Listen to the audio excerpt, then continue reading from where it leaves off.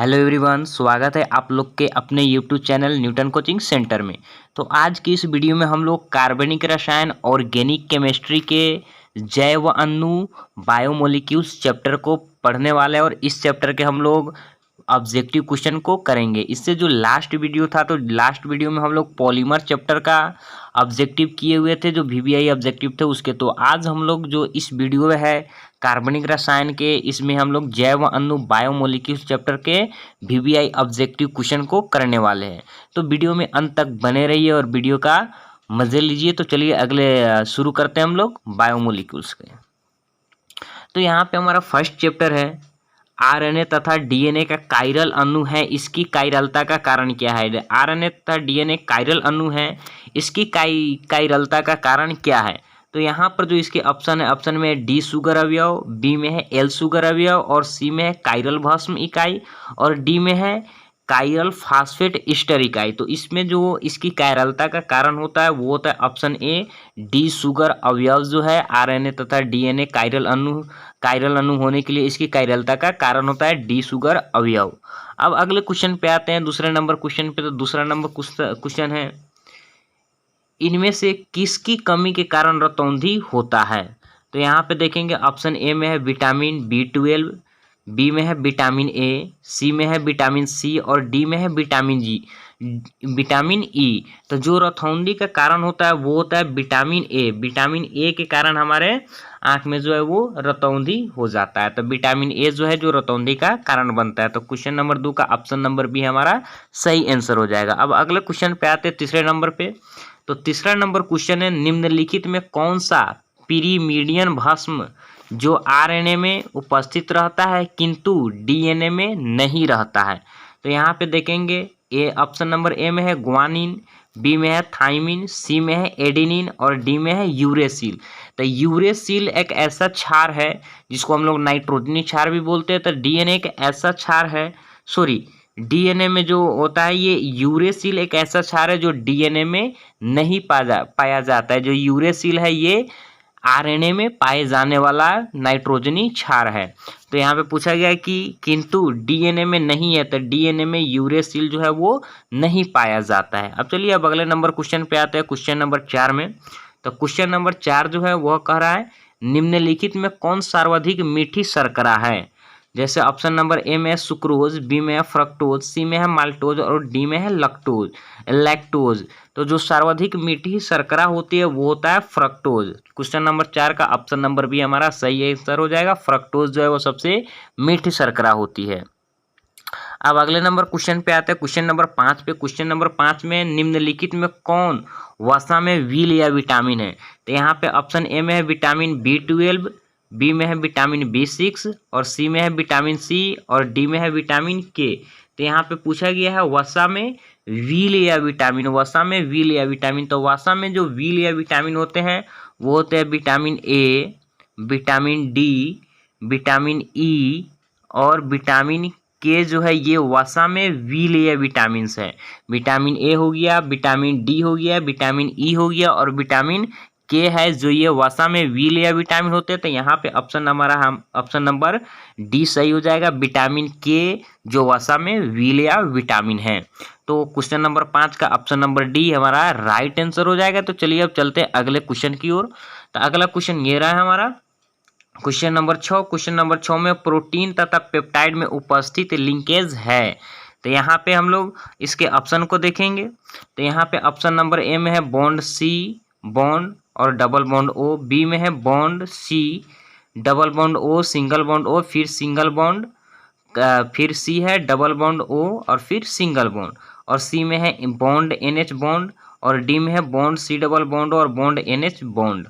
तो यहाँ पे पूछा गया प्रोटीन तथा पेप्टाइड। तो जो प्रोटीन बनते हैं वो बनते हैं हमारे एमिनो एसिड से, वो बनते हैं हमारे एमिनो एसिड से। तो एमिनो एसिड में क्या होते हैं, एमिनो एसिड में NH2 होते हैं और COOH होते हैं, COOH होते हैं जिसको हम लोग फॉर्मेशन करके bond C double bond OH लिखते हैं। तो जब इसका हम लोग संघनन कराते हैं, जब इसका हम लोग पेप्टाइड बॉन्ड बनाते हैं तो जो NH2 होता है इसमें से एक हाइड्रोजन निकल जाता है जो NH टू होता है, यहाँ पे जो NH2 होता है तो इसमें से एक हाइड्रोजन निकल जाता है तो ये बच जाता है NH, और इसमें से OH समूह निकल जाता है तो ये बच जाता है bond C double bond O, bond बच जाता है। मतलब कि यहाँ पे हमारा हो जाएगा NH बॉन्ड हो जाएगा, यहाँ से एक हाइड्रोजन और यहाँ से OH निकल करके जल बना करके ये बाहर निकल जाते हैं H2O बना करके, तो यहाँ पे NH2 का बच जाता है NH बॉन्ड, और यहाँ पे जो कार्बोक्सिलिक एसिड रहता है इसका बच जाता है C डबल बॉन्ड O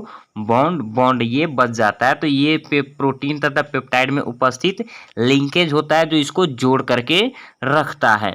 तो यहाँ पे हमारा ऑप्शन नंबर जो डी है वो सही आंसर हो जाएगा। जो यहाँ पे हमारा ऑप्शन नंबर डी है, ये ऑप्शन नंबर डी हमारा राइट हो जाएगा। प्रोटीन तथा पेप्टाइड में उपस्थित लिंकेज है तो bond C double bond O और बॉन्ड और NH है जो प्रोटीन तथा पेप्टाइड में उपस्थित लिंकेज होता है। अब चलिए अब अगले नंबर क्वेश्चन पे चलते हैं, क्वेश्चन नंबर 7 पे। तो क्वेश्चन नंबर 7 में है DNA में भस्म युग्म बंधित रहता है। DNA में जो भस्म युग्म है वो किस चीज से बंधित रहता है? तो आयनिक बंधन से ही, बी में है हाइड्रोजन बंधन से, सी में है फास्फेट वर्ग से और डी में है डीऑक्सीराइबोज वर्ग से। तो DNA में जो भस्म युग्म बंधा हुआ रहता है वो होता है डीऑक्सीराइबोज वर्ग से बंधा हुआ रहता है। तो क्वेश्चन नंबर 7 का ऑप्शन नंबर डी हमारा सही आंसर हो जाएगा। डीऑक्सीराइबोज वर्ग से DNA में भस्म युग्म बंधा हुआ रहता है। अब चलिए अगले नंबर क्वेश्चन पे आते हैं। क्वेश्चन नंबर 8 में पूछा गया प्रोटीन एक बहुलक है। तो यहाँ पे ऑप्शन नंबर 1 है ग्लूकोज का, टर्फथैलिक अम्ल का, सी है एमिनो अम्ल का और डी है ग्लाइकोल का। तो प्रोटीन एक क्या है? एक एमिनो अम्ल का बहुलक है। बहुत सारे एमिनो अम्ल को मिला करके प्रोटीन का निर्माण किया जाता है जिसमें पेप्टाइड बॉन्ड द्वारा जुड़े हुए होते हैं। तो क्वेश्चन नंबर 8 का ऑप्शन नंबर सी हमारा सही ऑप्शन हो जाएगा, सही आंसर हो जाएगा। अब क्वेश्चन नंबर 9 में आते हैं। क्वेश्चन नंबर 9 में विटामिन सी है।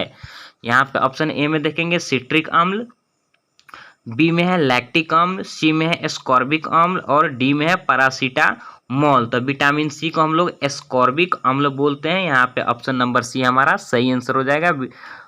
विटामिन सी है, एस्कॉर्बिक अम्ल है। 9 का option number C correct answer हो जाएगा। अब चलते हैं क्वेश्चन नंबर 10 की ओर। तो क्वेश्चन नंबर 10 है हमारा, ग्लूकोज में कायरल कार्बन की संख्या है। ग्लूकोज में कायरल कार्बन की संख्या कितनी होती है? कायरल कार्बन का मतलब होता है जैसे यहाँ पे ये कार्बन है, कार्बन का ये जो चारों बॉन्ड है, चारों बॉन्ड अलग अलग परमाणु से जुड़ा हुआ होना चाहिए। जैसे यहाँ पे ये R1 है, ये R2 है, ये R3 है और ये R4 है। मतलब कि इसका जो चारों कार्बन है, भले कार्बन का जो चारों जो बॉन्ड है वो चारों बॉन्ड अलग अलग परमाणु से जुड़ा हुआ होता है, तो वैसे कार्बन को हम लोग कायरल कार्बन कहते हैं। तो इसमें पूछा गया कि कायरल कार्बन कितने होते हैं ग्लूकोज में? ऑप्शन ए में है 6, बी में है 5, सी में है 4 और डी में है 3। तो ग्लूकोज में जो कायरल कार्बन की संख्या होती है वो होती है 4। तो क्वेश्चन नंबर 10 का ऑप्शन नंबर सी जो है वो हमारा राइट आंसर हो गया।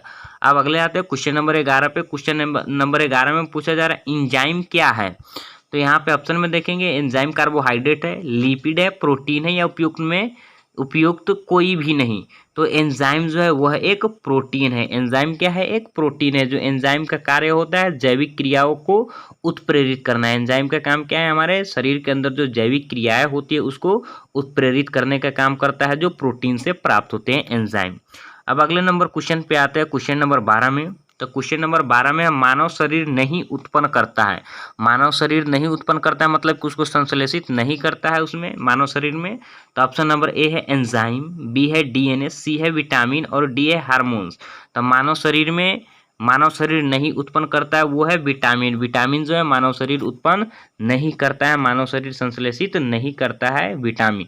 तो क्वेश्चन नंबर 12 का ऑप्शन नंबर सी हमारा राइट आंसर हो जाएगा, सही हो जाएगा। अब आते हैं क्वेश्चन नंबर 13 पे। तो क्वेश्चन नंबर 13 है स्टार्च का जल अपघटन करने पर हम अंत में प्राप्त करते हैं। तो यहाँ पे ऑप्शन ए में है ग्लूकोज, बी में है फ्रक्टोज और सी में है दोनों और डी में है सुक्रोज। तो स्टार्च का जब हम लोग जल अपघटन करते हैं तो अंत में हम लोग को ग्लूकोज प्राप्त होता है। तो क्वेश्चन नंबर 13 का ऑप्शन नंबर ए हमारा सही आंसर हो जाएगा, ग्लूकोज। स्टार्च के जल अपघटन करने से हमको ग्लूकोज प्राप्त होता है।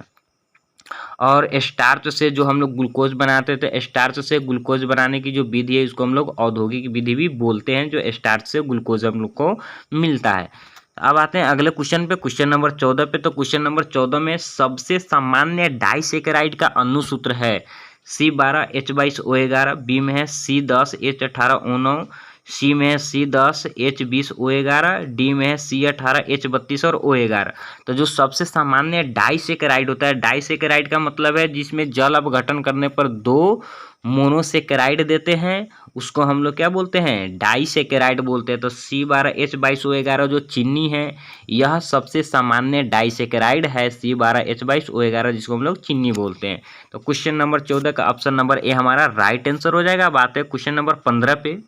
तो क्वेश्चन नंबर 15 है, निम्न में से कौन सा कीटोहेक्सोज का उदाहरण है जिसमें कीटोहेक्सेज होते हैं। तो ऑप्शन नंबर ए में है मैनोज, बी में है लैक्टोज, सी में है माल्टोज और डी में है फ्रक्टोज। तो फ्रक्टोज जो है इसमें जो होता है कीटोहेक्सोज, तो इसमें कौन सा ग्रुप पाया जाता है फ्रक्टोज में, कीटोहेक्सोज मतलब कि कीटोन ग्रुप पाया जाता है, जबकि जो ग्लूकोज होता है ग्लूकोज में एल्डिहाइड मतलब कि एल्डोज ग्रुप पाया जाता है। तो क्वेश्चन नंबर 15 का ऑप्शन नंबर डी सही हो जाएगा, फ्रक्टोज जिसमें कीटोन ग्रुप पाया जाता है। जबकि यही अगर यहाँ पे पूछ देता कि एल्डोज ग्रुप किस में पाया जाता है, एल्डोज का उदाहरण कौन है, तो वो हो जाता है हमारा ग्लूकोज, ग्लूकोज हो जाता है जो ग्लूकोज में एल्डिहाइड ग्रुप पाया जाता है। अब आते हैं क्वेश्चन नंबर 16 की ओर। तो क्वेश्चन नंबर 16 में है, एंजाइम की उपस्थिति में प्रोटीन का जल अपघटन करने पर उत्पन्न होता है। एंजाइम की उपस्थिति में प्रोटीन का जल अपघटन करेंगे तो क्या उत्पन्न होगा। तो हाइड्रोक्सी अम्ल, डाइकार्बोक्सिलिक अम्ल और एमिनो अम्ल और एरोमेटिक अम्ल। तो जब एंजाइम की उपस्थिति में हम प्रोटीन का जल अपघटन करते हैं तो एमिनो अम्ल प्राप्त होता है। क्वेश्चन नंबर 16 का ऑप्शन नंबर सी हमारा सही आंसर हो जाएगा, एमिनो अम्ल।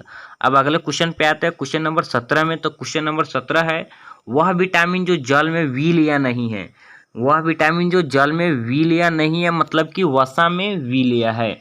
तो अब जल में विलीय कौन कौन से विटामिन है जो नहीं होता है, मतलब कि तो जो जल में विलीय विटामिन होता है वो होता है विटामिन सी, सॉरी यहाँ पे वो होता है विटामिन सी और बी कॉम्प्लेक्स। और बी कॉम्प्लेक्स जो है वो जल में विलीय होते हैं। और ए पीछे भी बतलाए हैं, जो ए होता है vitamin A, vitamin D, vitamin E और विटामिन के, ये वसा में विलीय विटामिन है। और विटामिन सी और विटामिन बी कॉम्प्लेक्स ये जो है ये जल में विलीय विटामिन होते हैं। तो क्वेश्चन पूछा गया जल में विलीय नहीं है, जल में विलीय नहीं है मतलब कि वो क्या है, वसा में विलीय होंगे। तो वसा में जो विलीय होंगे वो हमारा हो जाएगा option number A vitamin D, जो जल में विलीय नहीं है, जल में विलीय नहीं है। जल में विलीय कौन कौन से होंगे, विटामिन सी और विटामिन बी कॉम्प्लेक्स। जो विटामिन बी कॉम्प्लेक्स में आ जाएंगे B1, B2, B6, B12, ये सभी के सभी विटामिन बी कॉम्प्लेक्स में आ जाएंगे। तो यहाँ पे हमारा क्वेश्चन नंबर 17 का ऑप्शन नंबर ए हमारा सही आंसर हो जाएगा। जो विटामिन में विलीय नहीं है विटामिन डी, जो वसा में विलीय होता है। अब क्वेश्चन नंबर 18 पे आते हैं। तो क्वेश्चन नंबर 18 है, इंसुलिन एक हार्मोन है। ऑप्शन नंबर ए वसा, बी प्रोटीन, सी कार्बोहाइड्रेट और डी इनमें से कोई नहीं। तो जो हार्मोन है वो प्रोटीन का, इंसुलिन एक हार्मोन है जो किसका है, वो प्रोटीन का है। क्वेश्चन नंबर 18 का ऑप्शन नंबर बी हमारा सही आंसर हो जाएगा, प्रोटीन। अब क्वेश्चन नंबर 19 पे आते हैं। तो क्वेश्चन नंबर 19 है, वह विटामिन जिसमें धातु परमाणु है, वह विटामिन जिसमें धातु परमाणु पाया जाता है। तो विटामिन ए, उसके बाद है विटामिन के, उसके बाद है विटामिन B12, उसके बाद है विटामिन के। तो यहाँ पे जो विटामिन है जिसमें धातु परमाणु पाया जाता है वो होता है विटामिन B12। ऑप्शन नंबर सी हमारा सही आंसर हो जाएगा क्वेश्चन नंबर 19 का।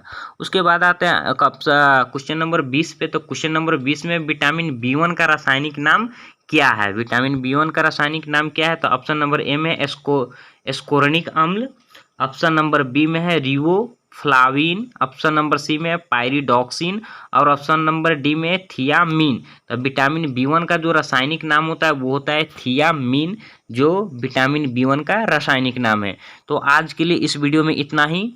तो अगर वीडियो अच्छा लगा हो तो शेयर कीजिए, लाइक कीजिए और अभी तक चैनल को सब्सक्राइब नहीं किया तो चैनल को सब्सक्राइब कर लीजिए।